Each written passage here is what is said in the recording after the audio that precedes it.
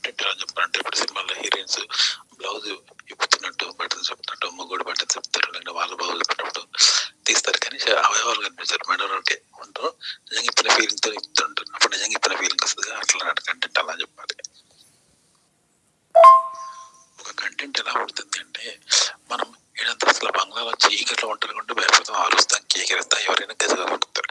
కానీ అదే ఏడంతస్తుల బంగ్లా చుట్టూ 100 మంది మనుషులు అన్నప్పుడు పగలు వెలుగుతున్నప్పుడు భయపడతామా? భయపడం కదా. మరి అక్కడ ఎందుకు భయమైంది, ఎలా భయపడ్డాం? అదనమాట కంటెంట్.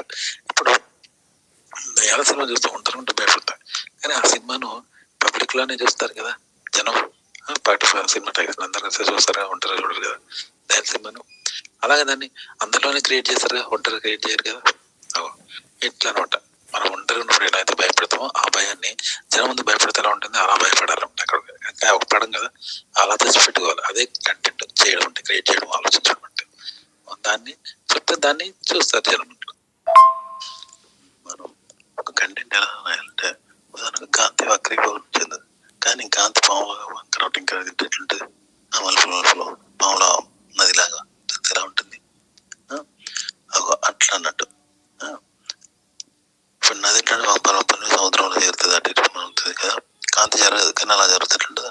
అట్లా జీవితం అంత కాంతి లాంటి వక్రీభవనం చెందదు, కానీ అలా వక్రీభవనం చెందుతూ రకరకాల వార్తలు ఉంటుంది. అదేనంటే కంటెంట్.